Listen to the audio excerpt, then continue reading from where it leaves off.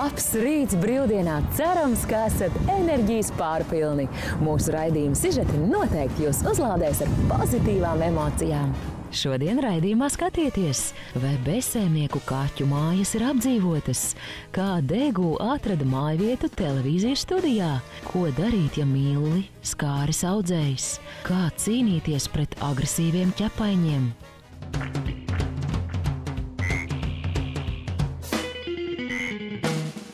Šīs dienas viesu profesija cieši saistīta ar aktīvu komunikāciju. Tieši tādēļ viņai dažreiz gribas izbaudīt pilnīgu mieru ar saviem mājas mīļaļiem. Psiholoģes Natālijas Daubargas miteklī jau vairāk kā 6 gadus saimnieko 2 ārkārtīgi dišciltīgi un graciozi murātāji – Sfinks Sigals un Orientālis Gizmo. Es avīzē ieraudzīju, ka ir tādi plikie kaķi, un es burtiski iemīlējos viņos. Man tā iepatikās, un es nolēmu, ka man tāds kādreiz noteikti būs. Mēs paņēmām pirmo Sfinksa kaķēnu, bet viņš, diemžēl, bija slims jau no audzētavas un ļoti ātri nomira pēc mēneša. Tad atkal bija kāds pārtraukums, un tad parādījās Sigītis. Un īsi pēc nedēļas parādījās arī Gizmo Orientālis, jo mums gan audzētāji, gan veterināri ieteica, ka šos kaķus labāk ir bariņā, pa pārītiem vismaz, lai viņam ir pie kā sildīties, lai ir ar ko spēlēties. Viņi ir ļoti tuvi. Varbūt pirmā nedēļa bija tāda, ka viņi strīdējās savā starpā, un interesanti bija tas, ka tas agresīvākais un dusmīgākais bija tas, kurš parādījās otrais, bet tad viņi ļoti ātri sarada. Ja nu tomēr izceļas kāds ģimenes skandāls, ķepu vicināšanā pārāks vienmēr ir Sfinksietis Sigals. Ar acu skatienu vienu runcis uzvarēs jebkuru cīņu. Nav viņi tādas kaķu mēbeles, kas tikai guļ un tu viņu var aplūkot pa gabalu. Viņi iesaistās attiecībās, nāk klēpī, runājas. Ir tīpaši Orientālis ir ļoti, ļoti runīgs. Man liekas, ka kaķu lielākais niķis ir vemšana. Tas, protams, ir parasti tādās vissarežģītākajās vietās. Vai nu uz bērnu rotaļlietām, kaut kur pēc iespējas augstāk, tā lai tālāk viss krīt lejā. Pirms aptuveni gada lepna kā pats Napoleons no Pēterburgas ieradās suņu dāma Koko. Viņš atnāca un pakļāva visus. Tad, kad mēs izvēlējāmies šķirni sunim, tad tā bija vienīgā lieta, par ko mums bija mazliet bail, kas ir rakstīts visur par pundurpinčeriem, ka viņi varot būt mazie mājas tirāni, ja viņus neaudzina un neskolo. Un kaut arī mēs mēģinājām šo skolot, un viņai ir ļoti labs raksturs, es teiktu, ka pret kaķiem viņi ir tirāns, viņi ir pakļāvusi viņus, kaut arī viņi ir jaunāka. Reiz pat radusies doma Koko vest pie zoopsihologa, taču tagad mājinieki ir samierinājušies ar to, ka jautri lēkāt apkārt un visus izkomandēt vienkārši ir Koko dabā. Viņi ir mazais zvēriņš ar milzīgo dvēseli. Mēs kādreiz smejamies par to, ka Koko dvēseli ir pa visu šo māju un visi pārējie ir kaktiņā iespiedušies maziņi. Kādreiz tiešām ir tāda sajūta.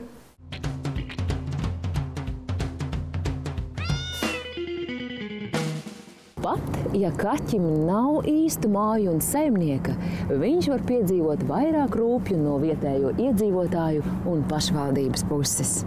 Bezsaimnieku kaķi pilsētās nav reta parādība. Tikai Rīgā vien to ir vairāk kā 200 000. Lai kaķu kolonijas netraucētu dzīvi tiem iedzīvotājiem, kuri ar četrkājaiņiem nav labos draugos, pilsētā tiek uzstādītas kaķu mājas. Kaķu māju projekts arī bija biedrības dzīvnieku SOS projekts. Mums tika piešķirts finansējums no Boris un Ināras Tetereva fonda 12 kaķu mājiņu uzstādīšanai, un mēs viņus arī uzstādījām. Bet tas pat nebija tas svarīgākais šajā projektā. Svarīgākais, manuprāt, bija tas, ka mēs arī īstenojam tādu informatīvo kampaņu un stāstījām cilvēkiem par šīm kaķu mājiņām, un tagad jau ļoti daudzās vietās cilvēki paši to dara. Skaidrs, ka tā dzīve ir krietni labāka nekā pagrabā, jo pagrabā ir putekļi, inde, priekšpēlēm un žurkām, un viņi saēdās to indu, un tad mums ilgi jārastē vai pat jāmīdzina tos, kur saēdās, lai to visu ierobežot viņu, lai viņi tomēr dzīvo. Mēs taisām tā. Bet ārstiem sterilizējam un atlaižam turpat, kur viņi jau mītinājās. Lai ierobežotu straujo ielas kaķēnu skaita pieaugumu, tiek realizēta programma Noķer, sterilizē, atlaiž. Cilvēks aziedo naudiņu, un mēs par šo naudiņu palīdzam iedzīvotājiem sterilizēt ielu kaķīšus. Vidēji gadā mēs izsterilizējam par šiem saziedotiem līdzekļiem aptuveni 300 kaķus. Pats galvenais jau ir vajadzīgi tie cilvēki, kas tos kaķīšus noķer un aizved uz veterinārām klīnikām, jo, protams, nevienam, ne mums, ne visām pat dzīvnieku aizsardzības biedrībām kopā Latvijā nav tāds resurs, lai varētu aizbraukt un noķert 300 000 kaķu. Sterilizētiem kaķīšiem tiek nogriezts auss galiņš. Pēc tā var atšķirt, vai kaķītis ir sterilizēts vai nav. Kaķu māju variācijas var būt ļoti dažādas. Viss atkarīgs no radošās izdomas un fantāzijas. Mājiņai, protams, jābūt ir nosiltinātai, lai dzīvniekiem tur nav augsti, un gatavojot projektu, gatavojot šo mājiņu, ir jāņem vērā, ka tai telpai priekš viena kaķa ir jābūt tādai, lai šis kaķis pats ar savu siltumu varētu viņu piesildīt. Respektīvi, tā nedrīkst būt milzīgi plaša tā brīvā telpa, jābūt tādām mazām maliņām ar mazām ieejas durtiņām, kur kaķis var ielīst, bet, piemēram, suns nevar iebāzt galvu un apdraudēt. Tie ir tādi galvenie principi. Rīgas dome plāno uzstādīt vairākus jaunus kaķu māju blokus Rēznes un Aglonas ielā. Taču, lai iecerē tiktu realizēta, nepieciešams iedzīvotāju atbalsts. Mēs jau Rēznes ielā redzējām, ka tomēr bija tāds iedzīvotāji iztaisīja paši, un tur dzīvo kaķi. Dzīvo un vairojās, un viss tur kārtībā, cilvēki viņus neaiztiek. Es domāju, pie tām mājām, kur iedzīvotāji piekritīs, lai viņi nedzīvotu pagrabā, dzīvotu uz ielas, bet tādās mītnēs, tādos blokos, mēs taisīsim un lai kaķi tā dzīvo, jo tomēr viņi ir mūsu rīdzinieki, no tā kā kaimiņš, kā daba, mēs no tā nekā nevaram izšķirties un nevajag. Šīs dienas stāsts ir īpašs par kādu mazu eksotisku pelīti, kura kādu laiku bija mūsu televīzijas cilvēku kolēģe. Jau 2. gadu jautrā Pepa ir īsta ģimenes lutekle, taču savu dzīvi komunikablā degū smilšu pelīte sāka kā nopietna biroja dāma. Vienai mūsu kolēģis šitādi pašai degu piedzima vēl 8 mazie degu, un šitādi viņu sauc Pepa. Ir viena no tiem, kas piedzima. Mēs izdomājam televīzijā TV5 ziņās, ka mēs varam vienu tā kā peli paturēt. Tad mums sanāca, ka mums televīzijā parādījās tāda īsta kantora žurka. Viņa izklaidēja viesus, jo visi, kas nāca uz televīziju, tur intervētas vai vēl kaut kā, visi uzreiz pienāca klāt. Tā viņa 3 gadus dzīvoja pie mums. Pepai televīzijā bija tik liels privilēģijas kā nevienam. Personīgie apartamenti un dāsni kolēģi, kuru ierašanās vienmēr liecināja par to, ka sagaidāms kāds kārums. Viņa šausmīgi garšo saldumi, bet saldumus viņa tā kā īsti nedrīkst, jo viņai diabēts var būt šitam te degu.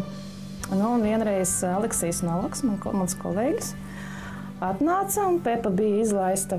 Skraidīja, un mēs tikai redzam, ka viņa ielien viņa ielien viņa mugursomā, un šitā maza pelis stiep veselu šokolādi no tās mugursomas ārā izvilkus.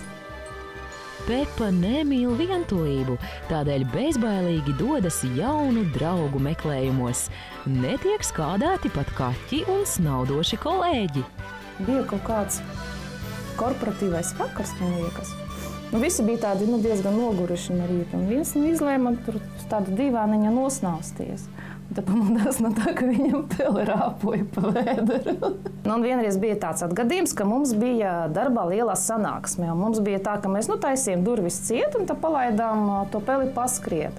Un bija 2 bērni, mana meita un vēl kolēģis dēliņš. Tad mēs sēžam, mums tāda baiga nopietna sanāksme, mēs spriežam par nākotnes plānus, kādus mēs tur sižetus foršus taisīsim un tā tālāk. Un tikai tāds bļāviens: "Krīsja hvosta tarvālī!"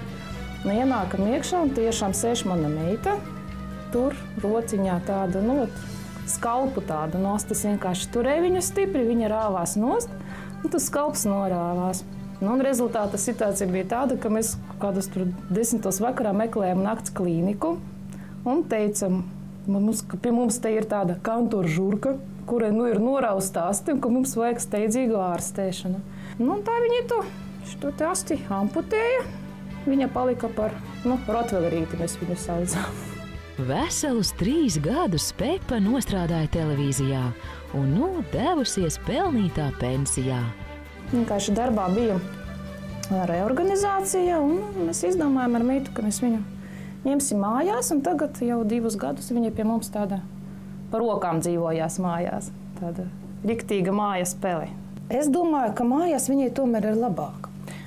Pirmkārt, viņa mums dzīvo virtuvē, un viņa dabūna kaut ko pagaršot visu laiku. Es gatavoju uzreiz burkāniņu, ābolīti, visu šito viņai dodu. Turpmāk raidījumā skatieties, ko darīt, ja mīluli skāris audzējs, kā cīnīties pret agresīviem ķepaiņiem. Turpmāk raidījumā skatieties, ko darīt, ja mīluli skāris audzējs, kā cīnīties pret agresīviem ķepaiņiem. Audzējs ir diagnoze, kuru paralizē jau savu skanējumu dēļ. Tomēr dažkārt arī ar to mīlulis var turpināt savu dzīvi.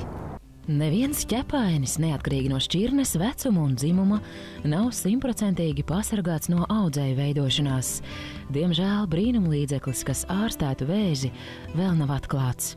Mūsu piesārņotā vide ir veicinošs faktors.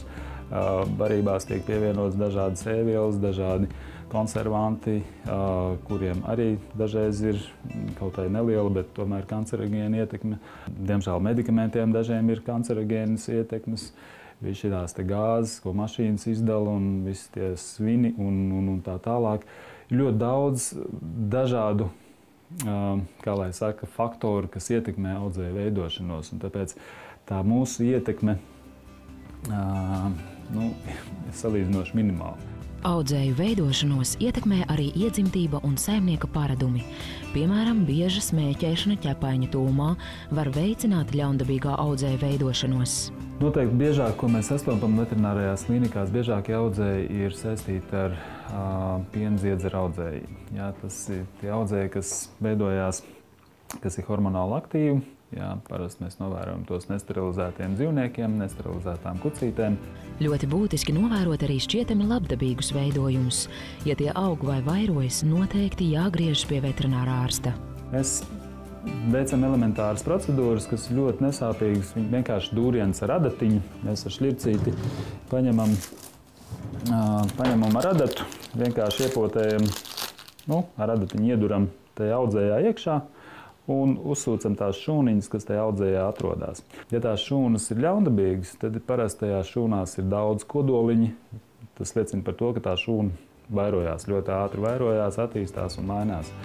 Kaķiem ļaundabīgo audzēju risks ir īpaši augsts, un šādos gadījumos veterinārā ārste vienmēr iesaka audzēju izņemt.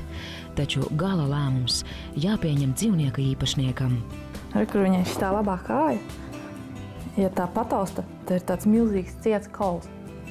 Sākās viss ar to, ka viņa piekliboja pirms kādiem 2 gadiem, un tad sāka klibot arvien vairāk un vairāk. Un tad mēs aizdām pie ārsta, uztaisījām rentgenu. Viņš teica, ka ir aizdomas uz audzēju, un vajadzēja taisīt biopsiju, kas nozīmē, ka viņa zem narkozes viņai ņēma tā kaula paraugus un pārbaudīja, kas tur īsti ir. Un atklājās, ka tas ir audzējs, bet pagaidām labdabīgs. Bet ārsts teica, ka viņš noteikti ar laiku pāraugs ļaundabīgā. Pēc diagnozes noteikšanas tika piedāvāta audzējas kartās kājas amputācija. Taču, ņemot vērā kaķenes Mārtas cienījamo vecumu, saimnieki nolēma audzēju neaiztikt. Piemēram, mēs nolemtu amputēt. Amputācijas operācijas laikā varētu atklāties, ka tas vēzis jau ir aizgājis dziļāk, un tad vispār viņu vajadzētu operācijas laikā midzināt, jo amputēt kaut kādus iekšējos orgānus nav iespējams. Labākajā gadījumā viņa paliktu bez kājas, sliktākajā viņa vispār tiktu iemidzināta. Tad es uzskatu, ka šis variants, ka viņa harmoniski dzīvo pa mājām ar izstieptu kāju, nav nemaz tik slikti. Smaga audzēja gadījumā dzīvnieku mūžu var pagarināt ar ķīmijterapijas palīdzību, taču vislabāk ir laicīgi konstatēt izaugumu veidošanos un apturēt to izplatīšanos.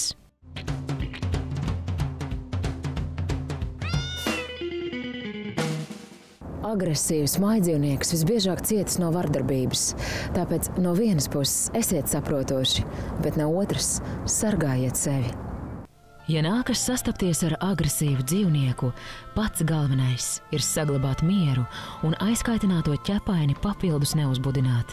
Vispirms ir jāsāk ar to, ka cilvēkam pašam ir jābūt gudrākam, ja, un jāizsargājās no viņa. Tātad, ja redz, kad suns sāk kost tur pa labu un pa kreisi, dodat ceļu tam sunim, lai viņš iet savu ceļu. Tas ir, ja viņš nāk tev pretī pārējo ielas otrā pusītē, nu lai viņš iet. Nostājoties pie sienas, koka, žoga vai pat mašīnas, cilvēks saplūst ar lielu objektu, tā mazinot iespēju, ka suns vēlēsies uzbrukt. Ja tomēr tam cilvēkam uzbruk, tad ir kas ir rokā. Nevis sist, grūst, stumt, bet darīt visi iespējamās darbības, lai to sunu nomierinātu. Nu, piemēram, ir kurtka, ja, ātri paņemt kurku nost, ja, un šitādā te veidā, ja, priekšā nolikt vai notupties. Vienalga, nedrīkst rokas būt šādā veidā, tas ir mērķis sunim jau ir. Vienmēr jābūt neredzamā. Ja suns uzbrūk, virsieku vēlams aptīt ap roku, lai savainojums nebūtu tik spēcīgs. Aizsargāties var arī ar lietusargu vai somu, to pieliekot priekšā un lēnām atkāpjoties. Vienalga, kurā rokā, kreisā vai ko, ja, momentāli priekšā, bet atkal nevis šitā ir, bet otrādi, ja, un piespies sev un atsaukstumā. Jo tad, kad lec, arī var uzreiz priekšā šitā nolika lec. Ja. Vienalga, kas tai somā ir iekšā. Ja, jo uzdevums ir aizsargāt sevi, nevis somu. Nekādā gadījumā nedrīkst pacelt balsi, tad agresīvais dzīvnieks aktivizējas. Tāpat jārīkojas, ja strīds izcēlies starp diviem ķepaiņiem. Katram saimniekam ir jāpaņem savs suns, bet nevis jāvelk nost, bet jāsaspiež viņu kopā, jo velkot nost rodās, rada to plēsumu, ko daktariem vēlāk vetārstiem ir diezgan grūti ir ar to šūšanu un tā tālāk vesela sērija problēmas. Bet te ir atkal uzdevums ir cits, te nevar nomierināt, te katram jāpaņem, ir jādara viss iespējamais, lai pēc iespējas mazāk būtu tie kodumi plēsts. Labāk viens kodums nekā 10. Par agresīva dzīvnieka uzbrukumu nekavējoties jāziņo policijai un jāvēršas tuvākajā medicīnas iestādē. Pēc tam vai nu jūs, vai arī policija, ja pēc lietas faktisko apstākļu izvērtēšanas atsūtīs pārtikas veterināriem dienestam tādu iesniegumu ar lūgumu izvērtēt, vai šis suns ir bīstams vai nē. Jo, ja tas ir savukārt klaiņojošais dzīvnieks, tas ir pašvaldības jautājums un iespējams, ka, ja šo suni nav iespējams noķert vai identificēt, tāda lieta arī nevar notikt. Tas gan attiecās arī uz visām pārējām lietām. Pēc tam pārtikas veterinārais dienests organizē suņu bīstamības izvērtēšanas komisiju, kuras sastāv no 3 komisijas locekļiem, kur 2 ir profesionāli kinologi un 1 ir veterinārārs praktizējošs. Ja suns atzīts par bīstamu, tiek noteikti ierobežojumi turēšanā, kā arī piešķirta speciāla atšķirības kakla siksna, spilgti oranžā krāsā. Atsevišķos gadījumos var tikt pieņemts lēmums par agresīvā dzīvnieka eitanāziju. Noslēgumā kā allaž dažas jaukas jūsu potenciālo draugu vizītkartes. Iespējams, īsta mīlestība ir tepat blakus. Kā cilvēks, tā dzīvnieks savu dzīvi uzsāk kā balta lapa. Viena atšķirība ir tajā, ka cilvēks lēmumus pieņem pats, taču četrkājaiņa liktenis ir saimnieka rokās. Šis ir stāsts par 4 astaņiem, kuru dzīves ceļš nav bijis no tiem vieglākajiem. Sunīts ir tāds diezgan aktīvs. Puika! Viņam vārds viņam nav dots, bet, cik es dzirdēju, visu viņu pa puiku saukājot. Viņš tika atrasts apmēram pirms mēneša Ziepnieku kalnā. Un viņa vecums ir apmēram 2,5 gadu. Ja kas šī kakla siksniņa ir viņam oriģinālā, tāda viņam jau bija atrašanas brīdī, un es domāju, varbūt, ja kāds cilvēks ierauga un atpazīst viņu, tad droši zinat, kur viņu meklēt. Atkal uzticēties ir gatava arī kāda sirsnīga līču patversmes iemītniece. Šo mazo meitenīti atrada 2. aprīlī Rujens ielā. Viņa ir tik aptuveni 1 gadu veca mīļa meitenīte, piemērota ģimenei ar aktīvu dzīvesveidu. Viņa trakos skrien, augsts pēc mīlestības un pat tagad grib izdegt jebkuru aliņu, kur paspēlēties. Tie cilvēki, kuri teica skatās un grib paņemt suni, es domāju, ka patvērsmes ir īstā vieta, nevajag iet meklēt suņus pa tūkstošiem, kad labāk ir atbraukt ar visu ģimeni un atrast kādu tiešām, kurš būs tavs draugs uz mūžiem. Aptuveni 3 gadus jaunā kaķenīte Bella bija mīlēta un aprūpēta līdz brīdim, kad smagi saslima. Tā pelēkā skaistule nokļuva Ulubelē. Šobrīd Bella ir atveseļojusies un gaida savu īsto cilvēku, kurš būs līdzās nevien priekos, bet arī bēdās. Man jau pašam arī vecākiem mājās kaķis vienkārši paņēmām ārā pie miskas, tad piedzima 6 kaķieni, un tad man jaunākais brālis nāca klāt un teica, man pasies cik smuks, un tad vecāki teica, nu labi, paņemsim vienu. Tad izauga tik smuks mājās, ka nav obligāti jāpērk kaut kādu drausmīgu naudu kaķis tos, un vienkārši tagad mājās vienkārši no ielas paņemts kaķis tik smuks, ka visi, kas nāk ciemos, pat netic, ka tas ir kaķis paņemts no ielas. Jaunai dzīvē gatava arī Ulubeles raibā skaistule kaķene, kura savā īsajā mūžā paspējusi izjust neaptveramu cilvēka cietsirdību. Viņi nonāca marta beigās uz šejien, vienkārši veci īpašnieki īrēja dzīvokļu un tad aizbrauca prom no dzīvokļa un atstāja kaķeni. Nonāca šeit patvērsni, viņi bija teica, ka viņi tādā badā nonāca, ka viņi tā notievējās, ka patvērsnes darbinieki vienkārši nezināja, ko ar viņu darīt. Bet tagad viss kārtībā, tagad kārtīgi ēd un tad pilnīgi veselīgi un pasies cik smuka. Jūs varat palīdzēt nelaimē nonākušiem ķepaiņiem, piezvanot uz maksas tālruni 900 6083, maksa 1 lats. Laiks atkal paskrējas nemanot, bet jau jaunadēļ priecēsim ar jauniem stāstiem. Tikmēr gaidām jūsu vēstules un jo īpaši video ar jūsu mīļajiem draugiem uz draugs@lnt.lv. Veiksmi jums! Atā! Nākamajā raidījumā skatieties, cik ilgi dzīvnieki iznēsā mazuļus.